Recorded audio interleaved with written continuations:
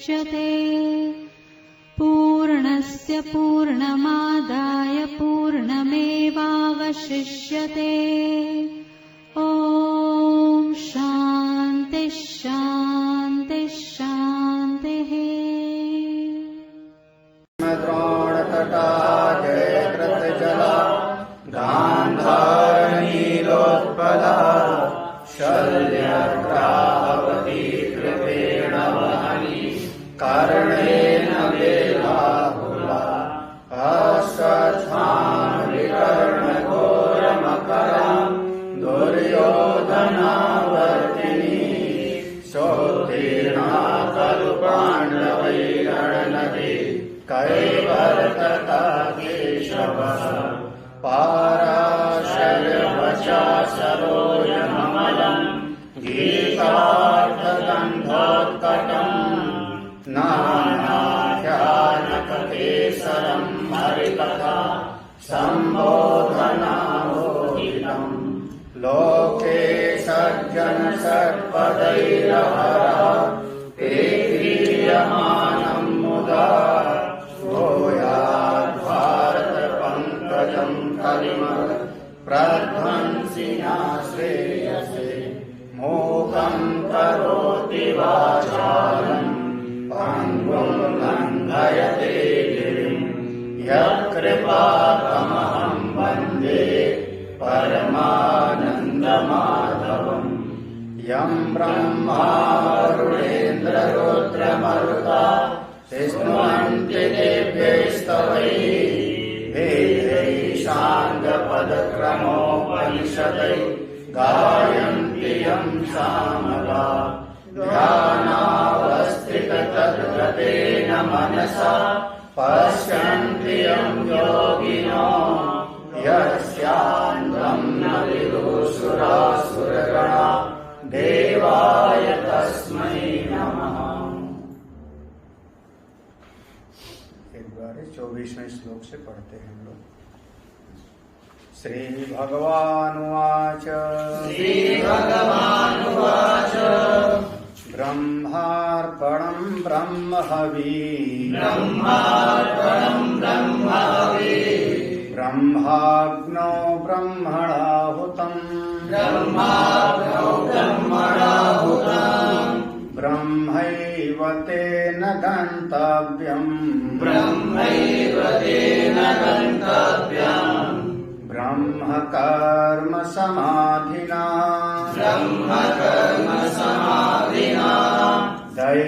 दैवमेवापरे यज्ञम् योगिना पर्युपासते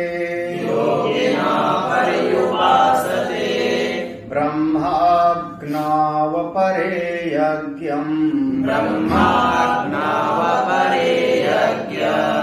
यज्ञेनैवोपजुह्वति श्रोत्रादीनिन्द्रियाण्यन्ये संयमग्निषु जुह्वति शब्दादीन् विषयानन्ये इन्द्रियाग्निषु जुह्वति सर्वाणीन्द्रियकर्माणि प्राणकर्माणि चापरे आत्मसंयमयोगाग्नौ जुह्वद्ज्ञानदीपिते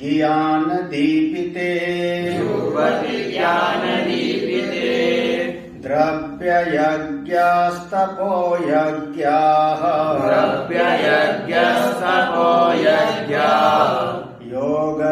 योगयज्ञास्तथा परे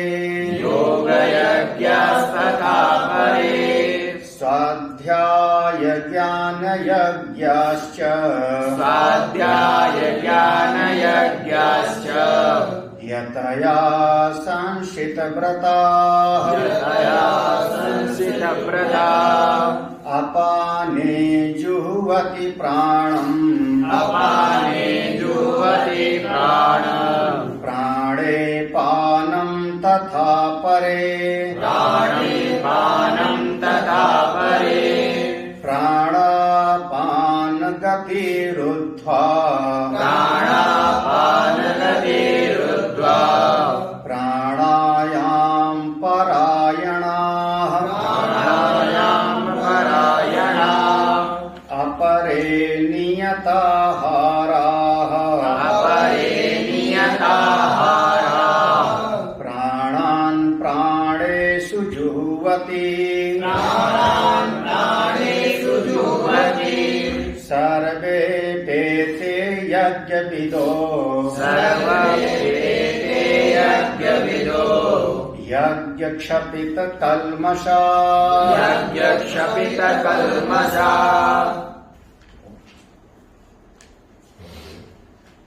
अध्यात्म विद्या केंद्र में समुपस्थित समस्त आत्मस्वरूप संतजन भक्तजन पूज्यपाद स्वामी जी को प्रणाम।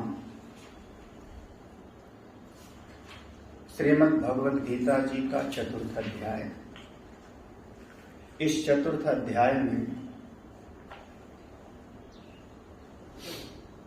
एक प्रधान विषय है भगवान के अवतारवाद का।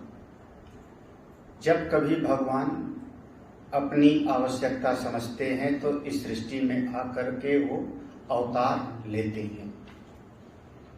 दूसरा विषय है भगवान के अवतार के साथ में यह जीव का भी बार बार जन्म होता है। जन्मानि तव चा अर्जुन, तो जीव का पुनर्जन्म होता है और ईश्वर का अवतार होता है। तो एक प्रधान विषय हुआ अवतारवाद का, दूसरा प्रधान विषय हुआ इस चतुर्थ अध्याय में जीव के पुनर्जन्म का। तीसरा जो प्रधान विषय है इस प्रसंग में वह है यज्ञ का। इस जगत में यज्ञ करते रहना चाहिए। श्रुति और स्मृति के द्वारा जो प्रतिपादित है, श्रौत स्मार्त जो कर्म प्रतिपादित हैं, उनको करते रहना चाहिए। एक बात यह है कि अगर किसी के मन में कोई कामना है और अपने मन की कामना की पूर्ति के लिए यज्ञ करता है, उपासना करता है, तो उसको हम कहेंगे सकाम उपासना या सकाम यज्ञ। तो सकाम यज्ञ करेगा तो उसकी कामना की पूर्ति हो जाएगी। अन्य अन्य तमाम देवता हैं, वो देवता अपने उपासक के मन की कामना की पूर्ति कर देती हैं। ए यथा माम प्रपद्यन्ते तांस तथैव भजाम्यहम्। तो सकाम यज्ञ अनुष्ठान का फल है मन वांछित फल की प्राप्ति। और दूसरा है कोई अगर वही कर्म करता है लेकिन निष्काम भाव से करता है, तो निष्काम भाव से जब उस कर्म को करेगा तो उसी का नाम हम देंगे यज्ञ भावना। निष्काम कर्म ही यज्ञ की भावना है। त्याग की भावना का नाम ही यज्ञ है। जब हम देवताओं के लिए त्याग करते हैं, परमात्मा के लिए त्याग करते हैं या किसी श्रेष्ठ उद्देश्य की प्राप्ति के लिए त्याग करते हैं, तो उस त्याग वृत्ति का नाम ही यज्ञ है। और अगर ऐसी त्याग वृत्ति यज्ञ की भावना से कोई अनुष्ठान करेगा तब उसके मन में तो कोई कामना है नहीं। वो तो केवल शास्त्र ने आज्ञा दिया है इसलिए हम करते रहते हैं। तो निष्काम अनुष्ठान का फल होगा उसके अंतःकरण की शुद्धि। योगिनः कर्म कुर्वन्ति संगम त्यक्त्वा आत्म शुद्ध है। तो ऐसे साधक लोग जब कर्म करते हैं तो अपने अंतःकरण की शुद्धि हो जाती है और शुद्ध अंतःकरण के द्वारा वो गुरु उपसदन के आगे बढ़ करके और आत्मस्वरूप का बोध प्राप्त कर लेते हैं। कितने प्रकार का यज्ञ हो सकता है, भगवान ने यहाँ पर कुल 12 विधि का वर्णन किया है। 12 प्रकार के यज्ञ हो सकते हैं। बाहर जो यज्ञ वेदी बना के हम यज्ञ करते हैं वो भी यज्ञ है, और जो हम अपने अंतर जगत में अपनी चित्त वृत्ति में कोई न कोई भावना रखते हैं तो वो भी यज्ञ है। 12 प्रकार के। 24वें श्लोक में एक तत्व दृष्टि वाला यज्ञ है, ब्रह्म दृष्टि यज्ञ। जिसकी दृष्टि में ब्रह्म स्वरूपता आ गई साधना से, वह जगत में जो भी कार्य करता है उसमें देखो तो ब्रह्म ही ब्रह्म को देखता है। एक प्रथम स्वरूप बताया। दूसरा यज्ञ का स्वरूप बताया था दैवम एव। कुछ लोग देवताओं के लिए ही यज्ञ करते हैं, अमुक देवता की ऐसी उपासना करनी चाहिए, अमुक देवता को ऐसा करना चाहिए, अमुम यज, इसके लिए यज्ञ करो, इसके लिए यज्ञ करो। तो जिस जिस देवता की उपासना करता है वो देवता उसको फल की प्रदान कर देते हैं। ये दैव यज्ञ हो गया। तीसरा यज्ञ बताया ब्रह्म यज्ञ। 25वें श्लोक में नीचे की पंक्ति, ब्रह्माग्नौ एव अपरे, जो ब्रह्म रूपी अग्नि में ही नित्य प्रति आहुति देते हैं वह ब्रह्म यज्ञ हो गया। चौथा यज्ञ हो गया जिसका नाम हुआ संयम यज्ञ। किसमें आहुति देते हैं? संयम रूपी अग्नि में। जो अपनी 5 इंद्रियां आदि का संयम रूपी अग्नि में आहुति देते हैं वह भी एक प्रकार का यज्ञ है। 5वां यज्ञ था जो इसका नाम हुआ इंद्रिय अग्नि में जो आहुति देते, इंद्रिय यज्ञ। जो संसार के विषयों का अपनी 5 इंद्रियों में आहुति दे रहे हैं, शास्त्र की विधि निषेध के अनुसार समझना, वो भी एक यज्ञ है। छठा यज्ञ बताया आत्म संयम रूपी योग अग्नि में जो आहुति देता है। किसका? 5 ज्ञानेन्द्रियां, 5 कर्मेंद्रियां, प्राण, सबके जो क्रियाएं हैं, सबके जो कर्म हैं, उनको अपनी संयम रूपी अग्नि में आहुति देता है, वो भी एक यज्ञ है। 7वें यज्ञ को भगवान ने कहा द्रव्य यज्ञ। जो अनेक अनेक द्रव्य से होते हैं उनका नाम हुआ द्रव्य यज्ञ। 8वां यज्ञ है तपो यज्ञ। जो एकांत में बैठ के साधना करते हैं, तप चिंतनी, जो चिंतन रूपी तप करते हैं वो भी एक यज्ञ है। और 9वां यज्ञ था योग यज्ञ। जो अपना आसन प्राणायाम इत्यादि करते हैं वह भी एक यज्ञ है। और अगर आप लोग स्वाध्याय करते रहते हो, शास्त्र का चिंतन मनन करते रहते हो, श्रवण मनन करते रहते हो, तो ये भी एक यज्ञ है। ये स्वाध्याय ज्ञान यज्ञ हो गया। इस प्रकार से यहां तक देखो तो 10 यज्ञ हो गए। 29वें श्लोक में 11वें यज्ञ का वर्णन किया जिसका नाम कहे तो प्राण यज्ञ। ये प्राणायाम करते हैं। कैसे? तो अपाने जुह्वति प्राणम, जो अपान में प्राण की आहुति देते हैं, इसका मतलब कि पूरक करते हैं, फिर रेचक करते हैं, और कभी कभी प्राण और अपान दोनों को रोक करके कुंभक करते हैं। तो पूरक, रेचक और कुंभक, ये जो अपनी क्रिया से प्राणायाम करते हैं, ये भी समझना एक यज्ञ ही है, क्योंकि इससे चित्त की शुद्धि होती है। और 12वें यज्ञ का बताया नियत आहाराह। नियत आहारा, जो आहार यज्ञ है, जैसा हमारे यहाँ पर वर्णन है, हमारे शरीर के जो अनुकूल है वैसा नियत आहार लेते हैं, समझना वो भी एक यज्ञ। कुछ और 12 प्रकार के यज्ञ बता दिया। और अंत में भगवान ने कहा सर्वे अपि एते, एते सर्वे, ये जितना मैंने बताया 12 प्रकार के यज्ञ का, ये सब के सब यज्ञ की विधि को जानने वाले हैं। और जब यज्ञ करते हैं तो क्षपित कल्मषाः, इस यज्ञ के द्वारा, त्याग की भावना के द्वारा उनके सारे कल्मष वो सब के सब क्षय हो जाते हैं, पाप नष्ट हो जाते हैं और ज्ञान के लिए तैयार हो जाते हैं। यहां तक हमने कल देखा था। एवं यथोक्तान यज्ञान निर्वर्त्य, इस प्रकार से यज्ञों की विधि का वर्णन करके यज्ञों का विधि बता दिया। अब इसके बाद वह जो यज्ञ करने वाला करता है, यज्ञ का कर्ता यजमान, वो क्या करता है इसका वर्णन करते हैं। 31वां श्लोक पढ़ते हैं। यज्ञ श्रेष्ठामृत भुजो यान्ति ब्रह्म सनातनम् नायं लोकोऽस्ति यज्ञस्य कुतोऽन्या कुरु सत्तमा।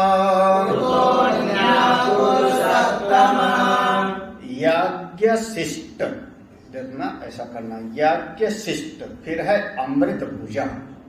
तो यज्ञ शिष्ट, यज्ञ करने के बाद जो प्रसाद रूप में बचा, यज्ञ से अवशिष्ट, यज्ञ करने के बाद जो प्रसाद रूप में बचा वो क्या है? अमृत है, वही अमृत है। उसको जो खाता है, त्याग करने के बाद, थोड़ा सा दान पुण्य करने के बाद जो बचा उसको जो खाता है वो यान्ति, यान्ति माने जाता है। कहाँ? सनातनम ब्रह्म, वो सनातन ब्रह्म को प्राप्त कर लेता है। ठीक प्रकार से यज्ञ को करे और उससे जो बच गया उसको पा लिया प्रसाद बुद्धि से, वो सनातन ब्रह्म को प्राप्त करेगा। फिर देखो नीचे अयज्ञस्य, यहां पर देखना, ना अयम लोकः अस्ति अयज्ञस्य। तो अयज्ञस्य, जो जीवन में यज्ञ को नहीं करता है वो अयम लोका न अस्ति, उसको तो इस लोक में भी कभी सुख प्राप्त नहीं होता। अयज्ञस्य अयम लोकः न अस्ति, जो यज्ञ विधि से हीन है, जो यज्ञ करने का भाव ही नहीं है, खुद कमाओ खुद खाओ, ऐसे लोगों को इस लोक में कभी सुख प्राप्त नहीं होता। अन्य कुतः अन्य, जब यहीं पर उनको सुख नहीं मिलेगा, जब इसी जगत में उनको सुख मिलने वाला नहीं है, तो फिर कुतः अन्य, फिर और उनको कहां मिल सकता है किसी जगह पर? हे पुरुषोत्तम, हे कौरव वंशियों में श्रेष्ठ अर्जुन, उनको फिर और किसी जगह पर कहां मिल सकता है? कहां मिल सकता है? जब यही सुखी नहीं तो आगे भी क्या सुखी होगा? आज ही सुखी नहीं होगा तो भविष्य में क्या सुखी होगा? जो वर्तमान में सुखी रह सकता है वो आगे भी सुखी रहेगा। भाष्य देख लो, यहां से भाष्य देखते हैं। यज्ञ शिष्टामृत भुजो यज्ञानाम शिष्टम यज्ञ शिष्टम। देखो यज्ञ शिष्टामृत भुजो ना, ये समास है ना, तो इसमें कहा यज्ञानाम शिष्टम यज्ञ शिष्टम, यज्ञ करने के बाद में जो शिष्ट बच गया उसी का नाम हुआ यज्ञ शिष्ट। यज्ञ किया, जैसे आपने जो है 10 महात्मा लोग आ गए घर पे, हमारे घर में भोजन बना था और हमने 10 महात्माओं को भोजन करा दिया। उसके बाद शायद 4-6 रोटी बची, थोड़ा सा सामान बचा, ज्यादा नहीं बचा, क्योंकि वो अतिथि आ गए थे, अचानक आ गए थे, हमने भोजन कराया, उसके बाद जो बच गया। अब वो क्या हुआ? वो 10 महात्माओं को भोजन कराना आपका यज्ञ हो गया, क्योंकि वो अतिथि बन के आए थे, बिना किसी न्योते के आए थे, अचानक दरवाजे पे आए थे, ऐसे लोगों को भोजन कराया, यज्ञ हो गया। अब उससे जो बच गया वो कौन सा हो गया? यज्ञ शिष्ट, वो बचा हुआ। अब उसी से वो जो बच गया समझा क्या है? यज्ञ शिष्टम च तद अमृतम च, जो उससे बचा वही अमृत है। यज्ञ शिष्टम च, जो ऐसे यज्ञ भावना से जो बचा, तद अमृतम च, उसको अमृत समझो। अब ऐसे यज्ञ शिष्टामृतम तद भुंजते इति यज्ञ शिष्टामृत भुजो। अब उसको जो खाता है, उसको जो खाता है वो यज्ञ शिष्ट अमृतम यद भुंजते, जो इसको खाता है उसका नाम पड़ गया यज्ञशिष्टामृत भुजो। यज्ञशिष्टामृत भुजो माने पूरा का पूरा, यज्ञ माने त्याग की भावना, उसमें जो बच गया वो अवशिष्ट हुआ, वो जो बचा वो क्या है, अमृत, अमृत तुल्य है, वो कल्याण करने वाला है। जो उसको प्रसाद बुद्धि से पाता है उसी का नाम हुआ यज्ञशिष्टामृत। जो ऐसा भोजन करता है, देखो यथोक्तान यज्ञान कृत्वा, फिर से विधिवत देखो, यथोक्तान यज्ञान कृत्वा, जैसे ऊपर 12 प्रकार के यज्ञों का वर्णन बताया गया था, यथा उक्तान, उस प्रकार से यज्ञों को करने के बाद यज्ञान कृत्वा तत्शिष्टेन, उसमें जो बच गया, कालेन यथा विधि चोदितम अन्नम, समय पर उसमें जो अन्न बचा, उसमें जो अन्न बचा उसको यथा विधि, विधि पूर्वक, विधि पूर्वक माने उसमें भी किसी का हिस्सा होगा, निकाल दिया, थोड़ा सा बलि वैश्य देव यज्ञ, थोड़ा सा अमुक अमुक निकाल करके, अब वो जो अन्न है अमृताख्यम भुंजते, उसको जो अमृत रूपी अन्न खाता है, इति यज्ञ शिष्टामृत भुजो, उसी का नाम हुआ यज्ञ से अवशिष्ट अन्न को खाने वाला। यान्ति गच्छन्ति ब्रह्म सनातनम चिरंतनम, ऐसा महापुरुष जो यज्ञ भावना से करता है और उसके बाद बचा हुआ जो प्रसाद बुद्धि से पा लेता है, वो तो सनातन ब्रह्म को प्राप्त कर लेता है। गीता जी महाभारत का एक पार्ट है, गीता सूत्र है, महाभारत इसका भाष्य है। अब इसमें दोनों प्रकार की बात आएगी। देखो गीता जी में एक जगह पर लिखा, भुंजते ते त्वघम पापा ये पचंती आत्म कारणात्, ऐसे लोग जो केवल अपने लिए ही पकाते हैं और अपने ही खाते हैं, खुद अपने लिए पकाया और खुद ही खाया, ऐसे लोग तो केवल पाप खाते हैं। भुंजते तू अघम पापा, जो खुद पकाया खुद खाया, ऐसे आदमी तो पाप खा रहा है, तो फिर उसकी सद्गति कैसे होगी, उसका अंतःकरण शुद्ध कैसे होगा? तो त्याग की भावना होनी चाहिए।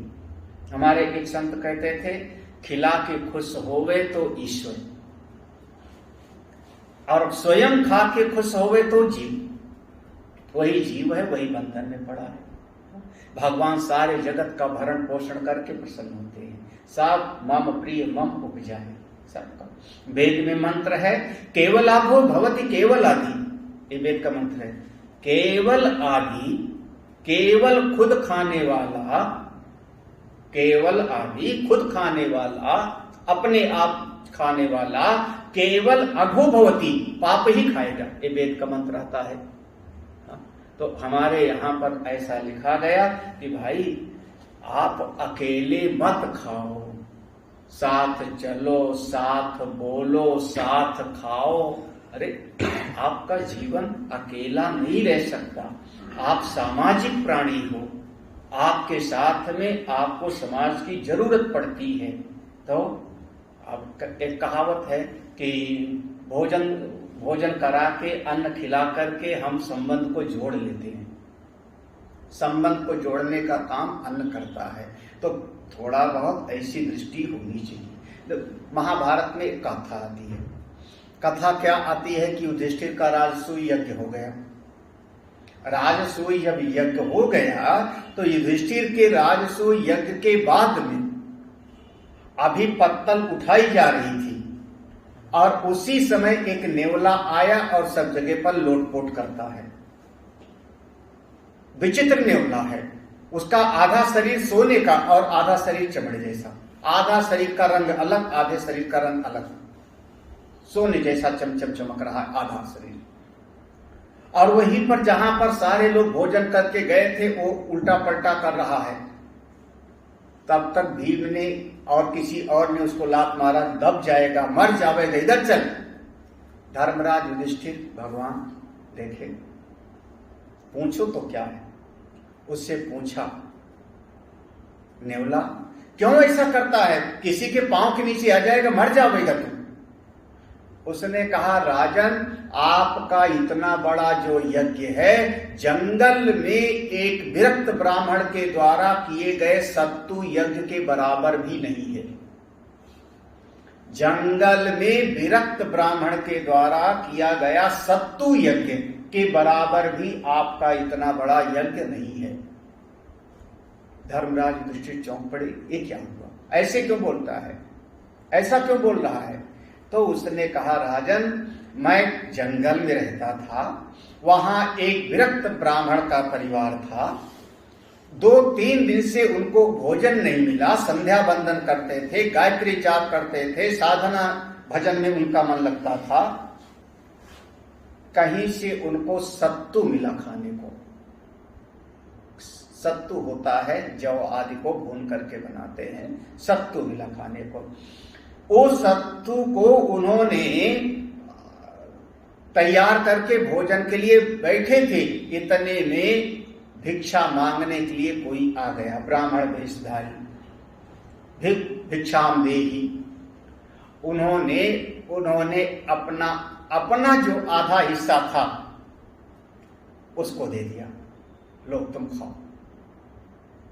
बाकी में पत्नी थी, बच्चे थे, उसने खा लिया। उसने कहा बच्चा ने अभी पेट भरा नहीं, पत्नी ने अपना हिस्सा दे दिया, बच्चे ने अपना हिस्सा दे दिया, वो सब खा गए।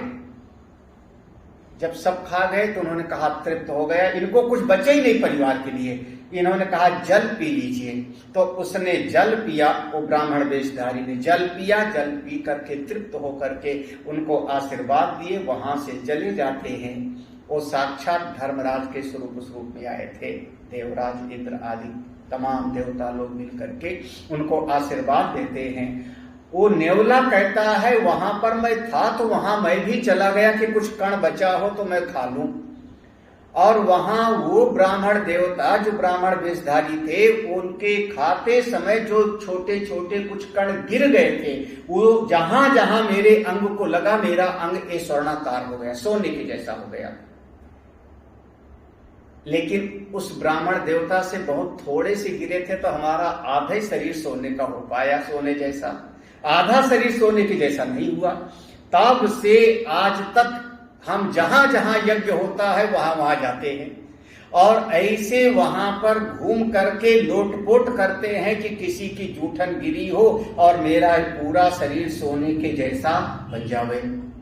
लेकिन राजन, वैसा तो अभी तक हुआ नहीं, आपके यज्ञ में भी वैसा नहीं हुआ।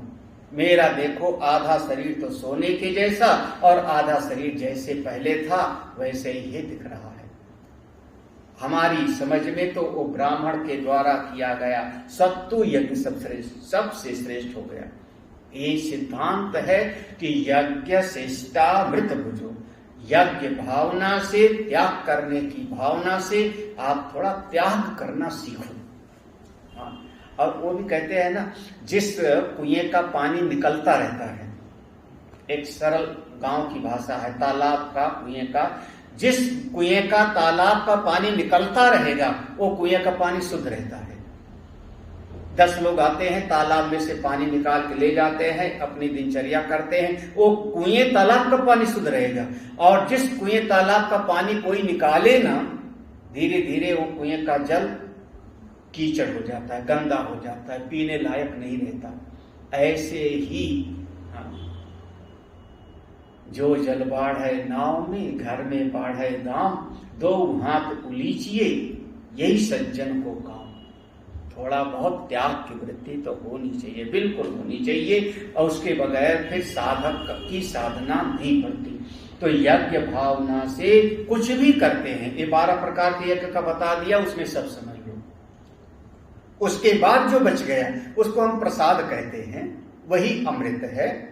प्रसाद रूपी अमृत आपने पाया, वह जो खाता है उसका अंतःकरण शुद्ध हो जाएगा। आगे देखो क्या कहते हैं, मुमुक्षुआ चेत कालात क्रम अपेक्षया इति सामर्थ्यात् गम्यते। इसमें जो लिखा है ना इस श्लोक में, यान्ति ब्रह्म सनातन, वो सनातन ब्रह्म को प्राप्त कर लेगा, ऐसा लिखा ना, सनातन ब्रह्म को प्राप्त कर लेगा। तो सनातन ब्रह्म को सीधे केवल ऐसे अन्न का दान किया या यज्ञ किया और उसका प्रसाद पाके हो जाएगा? तो भास्कर कहते हैं ऐसा नहीं है। चेत मुमुक्षु, वह अगर वो मुमुक्षु है, अगर वो साधक है, मुमुक्षु है, तो कालातिक्रम अपेक्षया, तो ऐसा करने से उसका अंतःकरण शुद्ध हो जाएगा। यज्ञ से बचे हुए अवशिष्ट को खाने से अंतःकरण शुद्ध हो जाएगा और शुद्ध होने के बाद फिर गुरु जी के पास जाएगा। देखो काल हो गया ना, इसका नाम हुआ काल। अंतःकरण शुद्ध हो जाएगा तो जाएगा कहां पर? गुरु जी के पास। फिर गुरु जी के पास जाकर के तत्व पद का शोधन करेगा, फिर श्रवण मनन निधिध्यासन करेगा। और अगर यही ज्ञान हो गया तब तो बहुत बढ़िया, जीवन मुक्त। और नहीं हुआ तो समय पा करके शरीर छूटेगा, और जब शरीर छूटेगा तो उसकी क्रम मुक्ति होगी, ब्रह्मलोक तक जाएगा। काल अतिक्रम अपेक्षा, तो इसका नाम है क्रम मुक्ति। वह जीव ब्रह्मलोक में जाएगा और ब्रह्मलोक में आनंद पूर्वक रहेगा। ब्रह्मा जी अंत में उपदेश दे करके ज्ञान देंगे और जीवन मुक्त होगा। तो ये जो क्रम मुक्ति का वर्णन है इसमें है कि वो क्रम से जाएगा सीधे। अगर परमात्मा को नहीं जान पाता तो नहीं जान पावेगा, लेकिन क्रम से जावेगा और वहां तक पहुंच जावेगा। यान्ति ब्रह्म सनातनम। एक तो हो गया ऊपर की पंक्ति का अर्थ। नीचे की पंक्ति का अर्थ करते हैं। ना अयम लोकः सर्व प्राणि साधारण अपि अस्ति, यथोक्तानां यज्ञानां एकः अपि यज्ञो यस्य न अस्ति स अयज्ञः, तस्य कुतः अन्यो विशिष्ट साधन साध्य पुरुषोत्तम। हे पुरुषोत्तम, हे कुरुश्रेष्ठ, हे अर्जुन, न अयम लोकः सर्व प्राणि साधारण। यह जो ये जो लोक है, ये जो लोक है, ये जो लोक है क्या है? सर्व प्राणी, सारे प्राणी इसका उपभोग कर सकते हैं, इसलिए कहा सर्व प्राणी साधारण। सारे प्राणी, आप श्वास सब लोग ले सकते हो, कोई यहां पर रोक टोक नहीं है, कोई रोक टोक नहीं है। अब अभी तो अलग चीज हो गई, नहीं तो हमारे यहाँ पर है कि जल सब लोग पी सकते हो। जो जीवन के लिए, प्राण धारण के लिए जो आवश्यक है वो जल आप सब पी सकते हो। नदी का जल प्रवाहित हो रहा है, सब पी सकते हो। तो इसलिए क्या हो गया? सर्व प्राणी साधारण, सबके लिए उपलब्ध है। आप श्वास ले सकते हो। आपको भूख लगी है, जंगल से आप फल तोड़ के खा सकते हो। पहले तो ऐसा ही था, अब तो जंगल भी जंगलात विभाग वाले हो गए। नहीं, पहले जंगल के फल को हम लोग तोड़ के खा सकते थे। पहले ऐसा भी हमने बचपन में देखा था, जामुन का पेड़ वगैरह होता था, कोई भी तोड़ लेता था। कोई भी गांव का जा करके जामुन का फल तोड़ करके खा लो, जामुन का, कैथे का, कोई मना नहीं करता था। धीरे धीरे जो है उसमें भी अधिकार होने लगा, ये सारी घटनाएं हो गई। नहीं तो इसका नाम हुआ सर्व प्राणी साधारण, सारे प्राणियों के लिए उपलब्ध है ये जगत। तो ये जो संसार सारे प्राणियों के लिए उपलब्ध है। सर्व प्राणी साधारण अपि अस्ति यथोक्ता नाम, जो यथोक्त उस प्रकार से यज्ञ करते हैं वो। तो यहाँ देखो ना, आगे देखना, ये जो जगत सबके लिए उपलब्ध है अपि अस्ति, तो यथोक्तानाम यज्ञानाम ना एका अपि यज्ञो, ऊपर से ना यहाँ ले आना। अब ऐसा करना ना, तो पहले छोड़ दो। अयम लोकः, यह लोक, सर्व प्राणी साधारण, सारे प्राणियों के लिए जो उपलब्ध है। अपि अस्ति, सारे प्राणियों के लिए उपलब्ध है। यथोक्तानाम यज्ञानाम, जैसे ऊपर बताया गया था 12 प्रकार के। ना एका अपि यज्ञो यस्य नास्ति, उनमें से एक भी यज्ञ जो नहीं करता। उसमें बताए गए थे इस प्रकार से करे या इस प्रकार से करे या इस प्रकार से करे। तो ना एका अपि यज्ञ, ऊपर वाला ना यहाँ ला दो, एक भी यज्ञ जो नहीं करता वो, उसका नाम क्या हो गया? सा अयज्ञ। अयज्ञ माने यज्ञ के पहले आ उपसर्ग लग गया तो उसने जीवन में किसी भी प्रकार का यज्ञ नहीं। ना तो प्राणायाम किया, ना ही देवताओं के लिए आहुति दिया, ना तो ब्रह्म दृष्टि किया, किसी प्रकार की यज्ञ नहीं किया, तो उसके लिए अयम लोकः, यह जो सब के लिए उपलब्ध है, यहां भी वो नहीं सुखी रह पावेगा, यहां भी सुखी नहीं रह पावेगा। जो ये जगत सर्व सुलभ है, सबके लिए सुलभ है, यहां पर भी ऐसा प्राणी जो यज्ञ एक भी नहीं करता, वो सुख पूर्वक रह नहीं सकता, उसको यहां भी शांति प्राप्त नहीं होगी। एक सीधा सा अर्थ है, ना अयम लोकः, यह लोक उसको सुख नहीं देगा, जो सर्व प्राणी साधारणा, जो सारे प्राणियों की उपलब्ध है। आप यस्ति यथोक्ता नाम यज्ञानाम, ऐसा 12 प्रकार के यज्ञों में से जो एक भी नहीं करता, उसी का नाम हो गया अयज्ञ। इस श्लोक में अयज्ञ शब्द है। तो कुतः अन्य, तस्य कुतो अन्य, विशिष्ट साधन साध्य। बताओ, जब यही लोक नहीं मिलेगा उसको, यही लोक में उस सुखी नहीं होगा, तो दूसरा वाला लोक कैसे? क्योंकि दूसरा वाला लोक साध्य है और उसके लिए साधन करना पड़ता है। अगर स्वर्ग चाहिए तो आपको बहुत बड़ा यज्ञ करना पड़ेगा, अगर आपको राजसूय पद चाहिए तो राजसूय यज्ञ करना पड़ेगा, या अमुक कोई गंधर्व आदि लोक चाहिए तो अमुक प्रकार का यज्ञ करना पड़ेगा। तो इसको कहते हैं साध्य और साधन।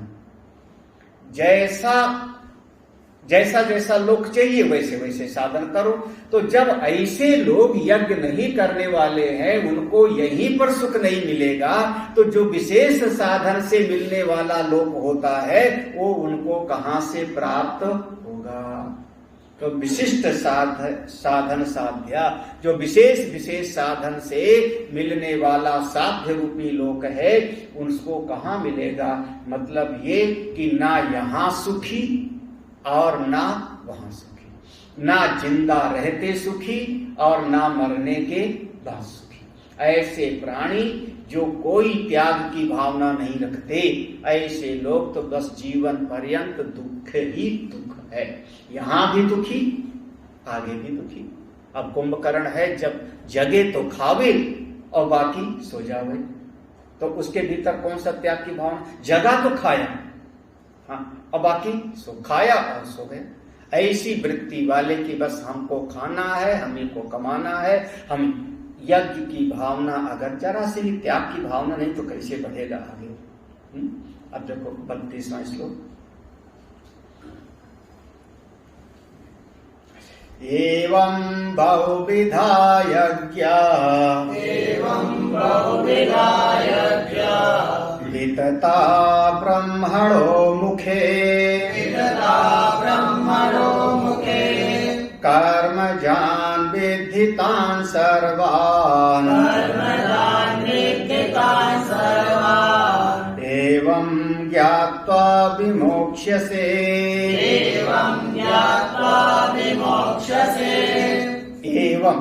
एवं इस प्रकार से बहुविधा, बहुत प्रकार से यज्ञों का, वितता माने विस्तार, ऐसे बहुत प्रकार से यज्ञों का विस्तार है।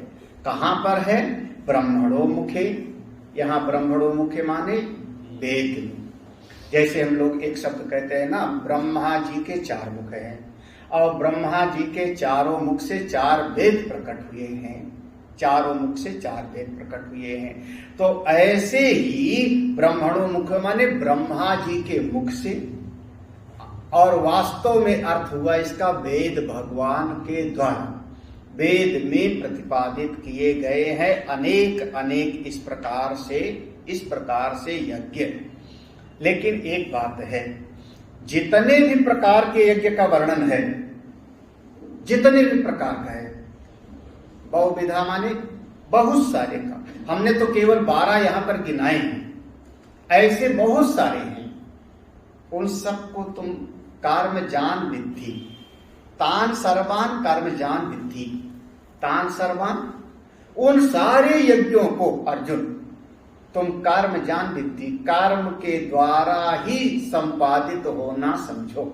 कर्म जान माने कर्म के द्वारा ही, बिना किए नहीं होगा, करना पड़ेगा। तान सर्वान माने जितना भी बताया गया है, जितने भी यज्ञ का वर्णन है वो सब कर्म जान विद्धि, कर्म के द्वारा ही होगा। बैठे बैठे नहीं काम चलेगा, आलसी बनकर के नहीं काम चलेगा। चाहे अंतरंग कर्म करो, भीतर से मानसिक, जैसे प्राणायाम करना है तब भी करना पड़ेगा आपको, जैसे इंद्रियों का संयम कर रहे हो तब भी करना पड़ेगा आपको। अंतरंग कर्म करो और या तो बाहर से यज्ञ वेदी बना के कर्म करो। तो तान सर्वान कर्म जान विद्धि, सबको कर्म करना पड़ेगा।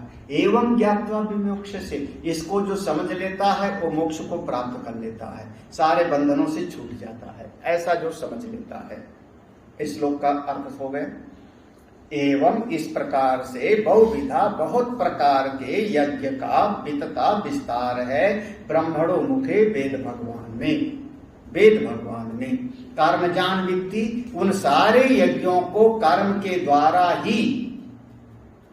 द्वारा ही संपादन किया जा सकता है। विद्धि ऐसा जानो, किसको?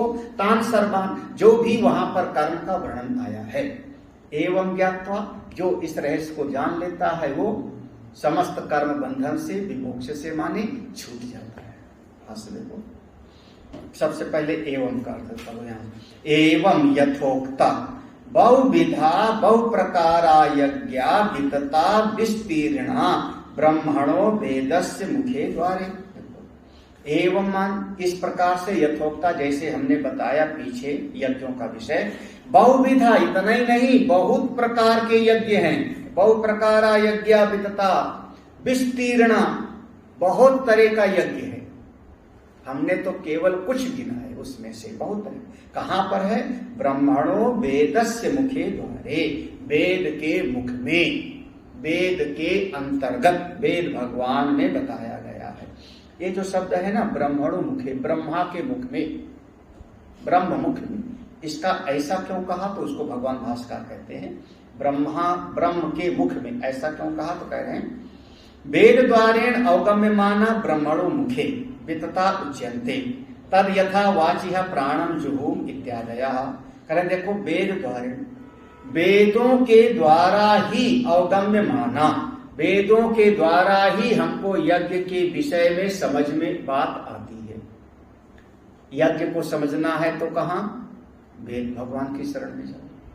फिजिक्स को समझना है तो फिजिक्स की किताब पढ़ो, केमिस्ट्री को पढ़ना है तो केमिस्ट्री की किताब पढ़ो।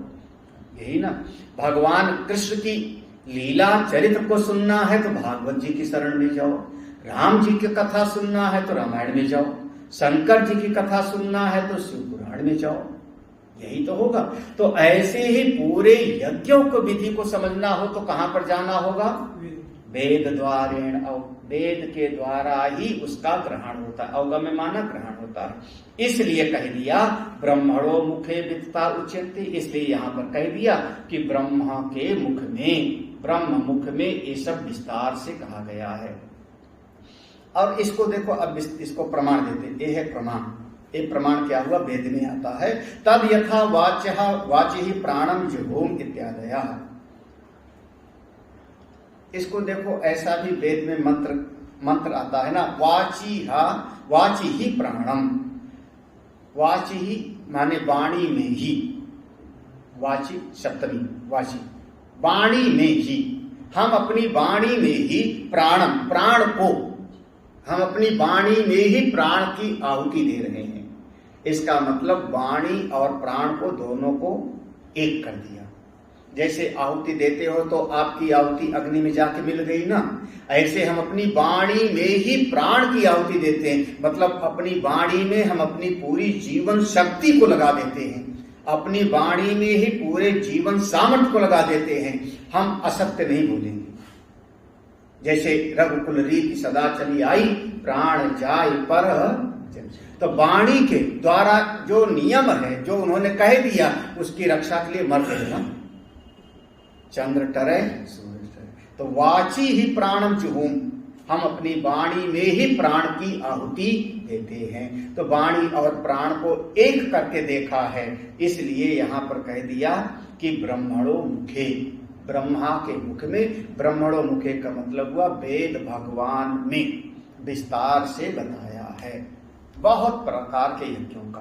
अब नीचे की पंक्ति में देखो, कर्मजान, कर्मजान का अर्थ करते हैं कायिक वाचिक मानस कर्मोद्भवान विद्धि तान सर्वान अनात्मजान। कर्मजान माने कायिक, अगर आपको यज्ञ करना है तो शरीर से करना पड़ेगा कुछ, वाचिक वाणी से मंत्र आज पढ़ना पड़ेगा, फिर मानस मन से संकल्प करना पड़ेगा ना, अमुक देवता का आवाहन कर रहे हैं, अमुक देवता के लिए हम आहुति दे रहे हैं, तो मानस, तो शरीर से वाणी से और मन से कर्मोद्भवान विद्धि, इनके द्वारा जब कर्म करोगे तभी यज्ञ होगा, तभी यज्ञ होगा। तान सर्वान, ये सारे के सारे जितने भी यज्ञ हैं इनके द्वारा होगा। अनात्मजान, अनात्मजान माने, अनात्मजान माने ये सारे के सारे जो यज्ञ हैं ये सब के सब अनात्मजान, यानी ये जितना आत्मा से अलग, आत्मा से अलग जो होगा क्या हो गया, अनात्मा। जैसे जड़ और चेतन, आत्मा और आत्मा से अलग हो गया तो उसको हमने कहा अनात्मा। तो अनात्मजान, अनात्मजान माने कौन सा हो गया, शरीर, शरीर जड़ है कि नहीं, 5 महाभूतों से बना। फिर वाणी आपकी, वाणी भी 5 महाभूतों से बनी है, 5 महाभूतों के वो पंचीकरण के द्वारा वाणी भी उसी से बनी है। मन भी 5 महाभूतों के द्वारा बना है। 5 महाभूत कैसे हैं, जड़ हैं, प्रकृति के द्वारा बने हैं। तो ये जो अपनी आत्मा से पृथक हैं वो कौन, कायिक वाचिक और मानसिक, इनके द्वारा जब कोई क्रिया होगी तभी आप यज्ञ कर पाओगे, इनके द्वारा क्रिया नहीं होगी तो आप यज्ञ कर नहीं पाओगे। अरे हमको अनाज देना पड़ेगा ना, सूखा अनाज दे दो या तो रोटी बना के दो, कैसे रोटी बना के दोगे, आत्मा से कि हाथ से, जब देना होगा तो आप हाथ से तो दोगे ना। अग्निकुंड में आहुति देना है, मंत्र पढ़ोगे तो वाणी से, ये मुख से, और आहुति दिया तो हमने अपने हाथ से। तो ये सब का सब अपनी आत्मा की शक्ति से काम कर रहे हैं, लेकिन हैं ये सब जड़। क्यों कह रहे निर्व्यापारो ही आत्मा, क्योंकि आत्मा तो कुछ करता ही नहीं, आत्मा तो निष्क्रिय है, वो तो केवल चेतन स्वरूप है, अपनी महिमा में रहता है। तो ये ही सब करते हैं, इसलिए ये जितने यज्ञ हैं उनको कर्म के द्वारा, अनात्म रूपी कर्म के द्वारा किया जाने वाला ही समझो, शरीर से, वाणी से और मन से। अगर अच्छा अब एक बात समझना, अगर कर्म से करोगे तो कर्म का फल जो होगा वो अनित्य होगा। कर्म का जो फल होगा, रमण महर्षि जी कहते हैं कृतिमहो दधो पतन कारणम फलम अशाश्वतम गति निरोधकम।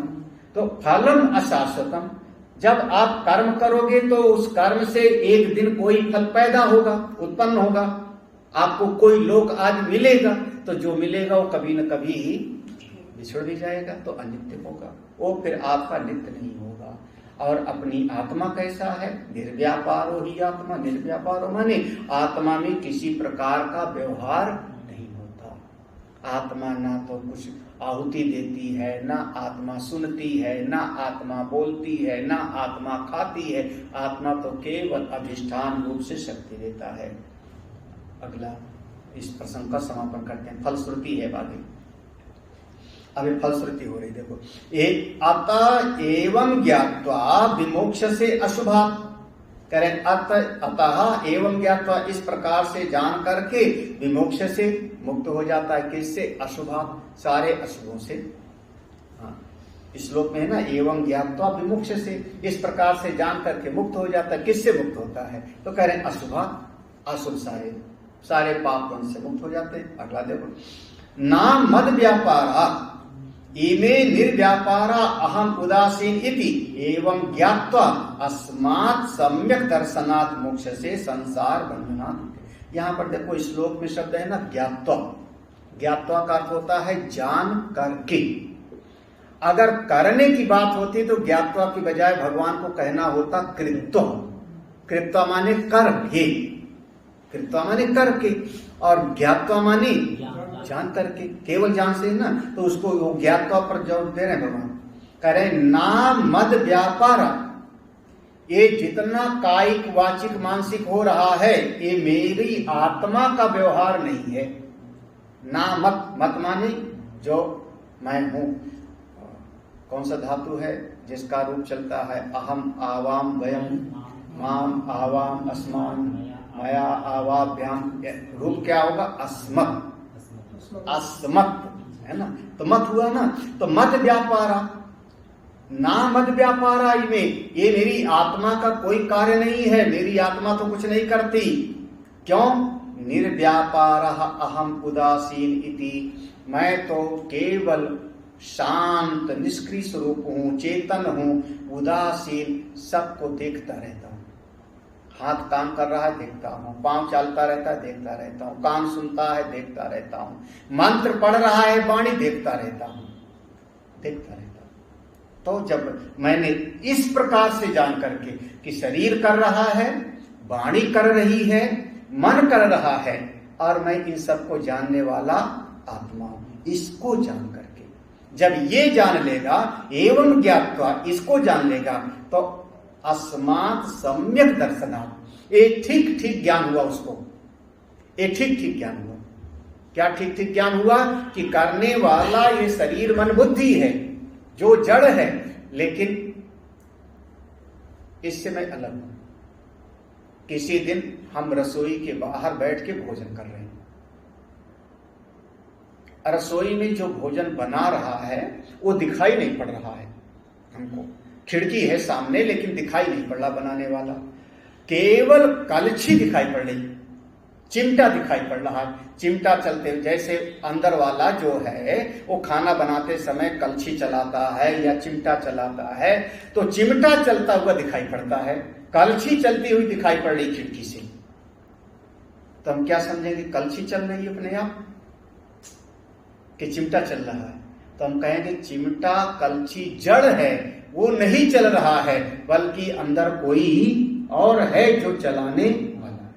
क्रिया दिख रही किसकी, वो चिमटा चल रहा है। उसी प्रकार से ये हाथ पांव आदि कर्म करते रहते हैं, इनको शक्ति देने वाला कोई और मैं अलग हूं इनसे, ये जान लेता है। इसी का नाम है सम्यक दर्शन। इससे मोक्ष से संसार बंधना, संसार के सारे बंधनों से फिर वो छूट जाता है, फिर वो मुक्त हो जाता है, फिर वो कहीं पर फंसता नहीं। यहां पर एक तरीके से समाप्त होता है। और 33वां श्लोक इसकी पूरे की फलश्रुति, ये यज्ञ का जो प्रसंग था इसकी फलश्रुति है।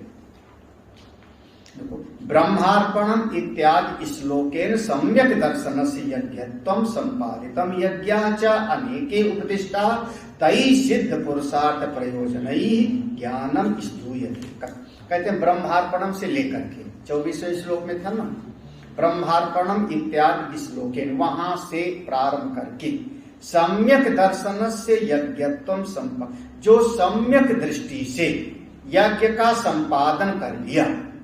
कौन सा, यज्ञाचा अनेके उपदिष्टा, अनेक अनेक प्रकार के जो यज्ञ बताए गए हैं, यज्ञ को करके अच्छी प्रकार से समझ लिया, तई वो सारे यज्ञों के द्वारा सिद्ध पुरुषार्थ प्रयोजन ही, जो परम पुरुषार्थ की सिद्धि होती है, जो हम उसको प्राप्त होता है, उस ज्ञान की स्तुति की जा रही है। अब अगले श्लोक में स्तुति है, प्रशंसा है, इसको कहते हैं अर्थवाद।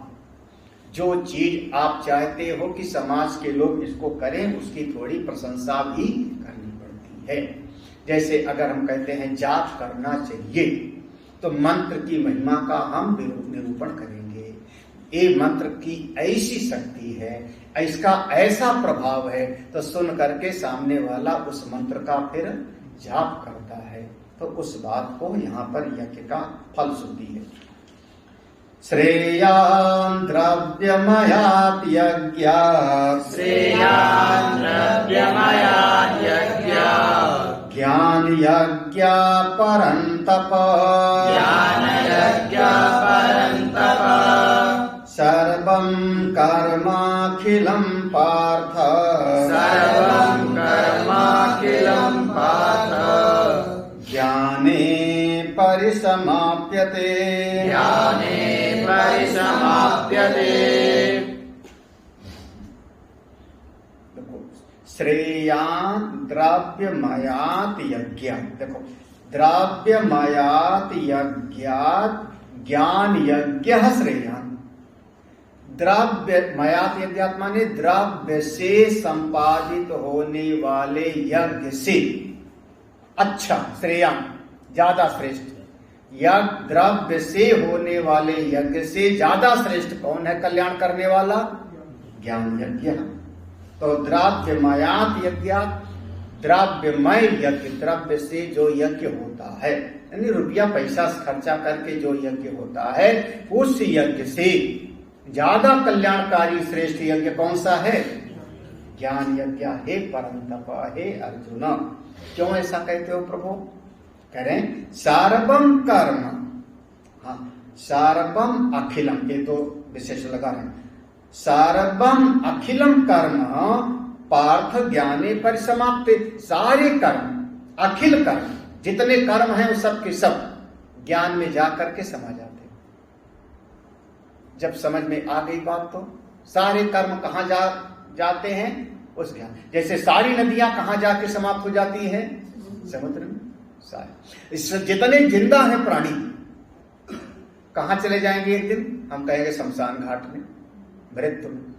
यही तो ना, सब वहीं पर जाकर के अंत में वहीं पहुंच जाते हैं। उसी प्रकार से सारे कर्म, जितने भी कर्म हैं, वो इस तत्व ज्ञान में जाके अपना लक्ष्य पूरा कर लेते, समा जाते। इसलिए ज्ञान यज्ञ सबसे श्रेष्ठ है। इसका भाष्य देख लो। श्रेयान् द्रव्यमयात्, द्रव्य साधन साध्यात् यज्ञात् ज्ञान यज्ञो हि परंतप। श्रेयान् द्रव्यमयात् माने द्रव्य साधन साध्या, जो द्रव्य से, द्रव्य रूपी साधन से जिसको किया जाता है, द्रव्य रूपी साधन से जिसका संपादन किया जाता है। अब 4 ठो आचार बुलाना है, फिर समिधा चाहिए, घी चाहिए, फिर बहुत सारी सामग्री चाहिए, तो बिना पैसा के संभव नहीं। तो जो द्रव्य से होता है उसी का नाम है द्रव्य यज्ञ। आगे देखो, फिर कहते अब इसका पूरा का पूरा भाव दे। द्रव्यमयो ही यज्ञ फल से आरंभको, ज्ञान यज्ञो न फल आरंभ का, अतः श्रेयान् प्रशस्तर।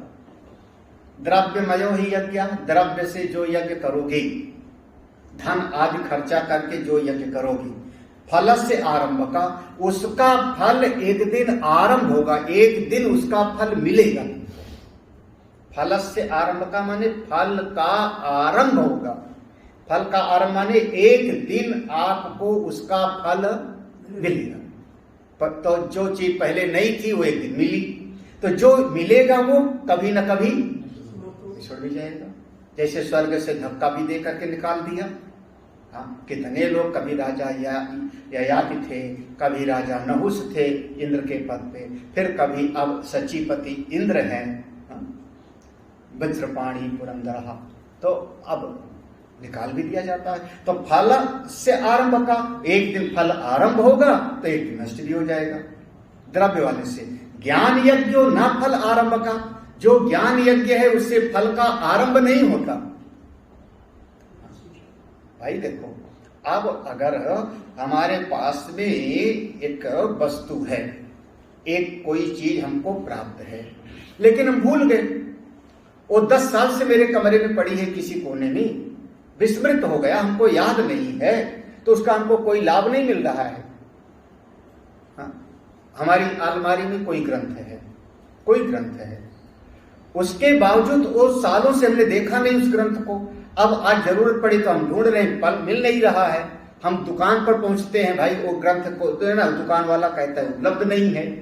अनेक अनेक घटनाएं होती हैं। लेकिन अब होश आया या किसी बच्चे ने हमको बताया, महाराज आपकी अलमारी के ही एक कोने पीछे की दराज में तो किताब रखी है। देखो, अगर उस बच्चे ने हमको बताया तो ये समझना कि उसने हमको ज्ञान दिया कि वो किताब वहां पर रखी है। अब उस ज्ञान से वो जो ग्रंथ हमने ढूंढ लिया, तो वह ग्रंथ उत्पन्न नहीं हुआ, वो ग्रंथ पैदा नहीं हुआ।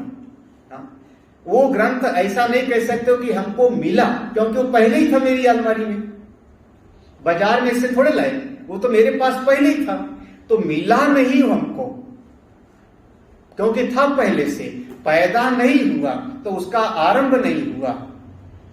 समझ में आ रहा है कि नहीं? हाँ?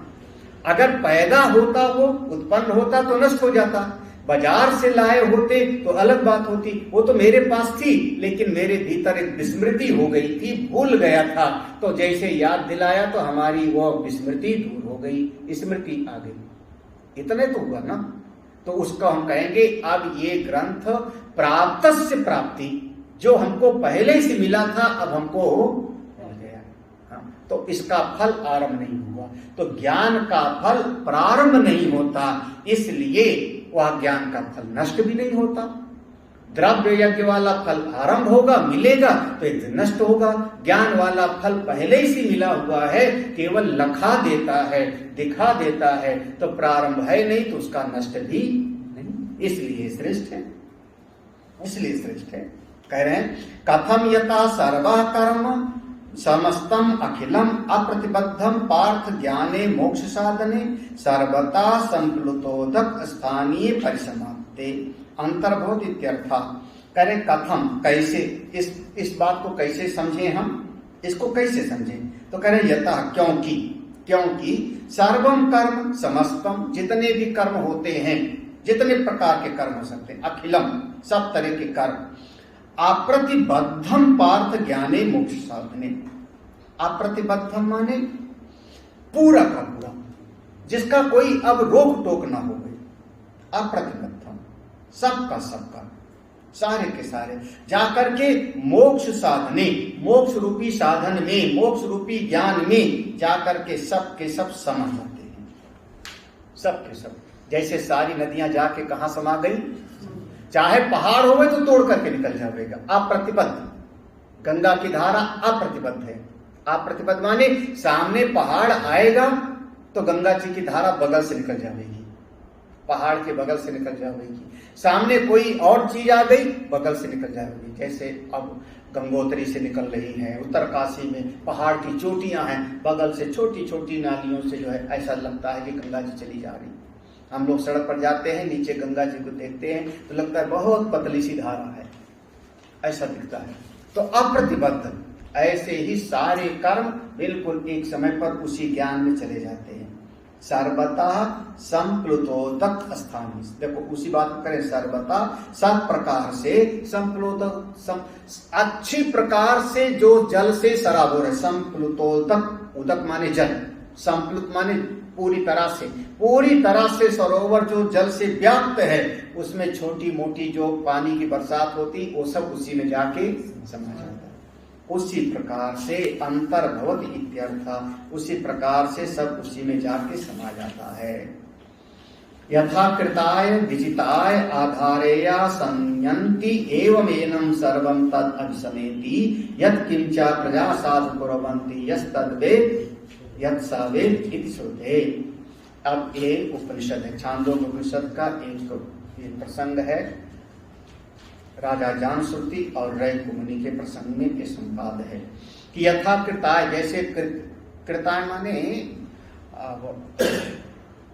उस जमाने में जब वो जैसे धर्मराज युधिष्ठिर वगैरह वो खेलते थे जुआ, तो उसमें पासा होता था ना, तो पासे चार होते हैं तो चारों पासे का नाम होता है। आजकल की भाषा में समझ लो कि ताश खेलते हैं तो चार प्रकार के होते हैं ना, उसमें चार प्रकार के होते हैं, चारों का नाम अलग होता है। हाँ, सब लोगों को पता होगा, खेलने होंगे।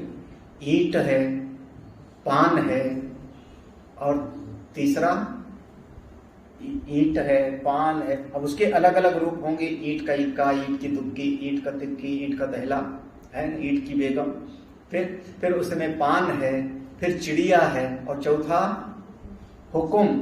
ये चार प्रकार के हो गए। अब उसमें आप ताश खेल रहे हो और उस समय किसी ने कहा हमारा ट्रम्प माने तुरुप बोलते हैं, तुरुप हमारा है, पान है, तुरुप पान है। अब तुरुप अगर उसने पान बोला तो पान का जो पत्ता है वो आप तीनों को चलोगे, तो ईंट वाला चाहे जितना बड़ा पत्ता हो गए, चिड़िया वाला चाहे जितना पत्ता हो गए, अब आपने पान वाला चला तो उस सबको जीत लेगा, हरा देगा। कौन? जिसको आपने जो ताश खेला होगा वो समझता होगा। उसी प्रकार से जो चौपड़ खेला जाता था उसमें 4 पासे होते थे, सतयुग, त्रेता, कृतयुग, द्वापर, ऐसे 4 पासे होते थे। तो यथा कृताय, जैसे कृतयुग का ओ विजिता है जीतने के लिए, आधारे या संयंती, जैसे आप कृतयुग नामक पासा डाले आप जुआ जीत जाओगे, संयंती। एवं एनम, बिल्कुल इसी प्रकार से, सर्वम तद अधि समऐति, जो संसार के सारे प्राणी जितना कर्म करते हैं वो सारे कर्म उसमें चला जाता है, उसमें चला जाता है। किसमें? यत् किंचा प्रजा साधु कुर्वन्ति, ये सारी प्रजा जितना कुछ अच्छे कार्य करती है वो सब उसी में चला जाता है। एवं एनम सर्वम, इस प्रकार से सारे के सारे अभिसम वही सब उसमें चले जाते हैं। क्या चला जाता है? यत् किंचा प्रजा, सारी प्रजा जो श्रेष्ठ कर्म करती है सब उसमें चला जाता है। किसमें? वो जो तत्व को जानता है, यस तद्वेद यत् सावेद, जो उस तत्व को, तत्व ज्ञानी है, तत्ववेत्ता महापुरुष है, वो अपनी महिमा में पेड़ के नीचे बैठा है, बैलगाड़ी के नीचे बैठा है, गांव के किनारे। प्रजा चाहे जितना पुण्य कर्म करे उसका सारा पुण्य का फल उस महापुरुष को चला जाता है, जीत लेता है, जिसने उस तत्व को जाना है। हाँ, जैसे सारे जितना जल है वो सब सरोवर में चला जाता है, जितनी नदियां हैं सब समुद्र में चली जाती हैं, उसी प्रकार से जितने कर्म हैं वो सब ज्ञान में जाके समाप्त हो जाते हैं। सर्वम कर्माखिलम ज्ञान, ज्ञान प्राप्त हो जाए आप कर्म की सीमा को प्राप्त कर लेंगे। ओम पूर्णमदः पूर्णमिदं पूर्णात् पूर्णमुदच्यते पूर्णस्य पूर्णमादाय पूर्णमेवावशिष्यते। ओम शांति शांति शांति। हरि ओम। श्री गुरुभ्यो नमः। हरि ओम।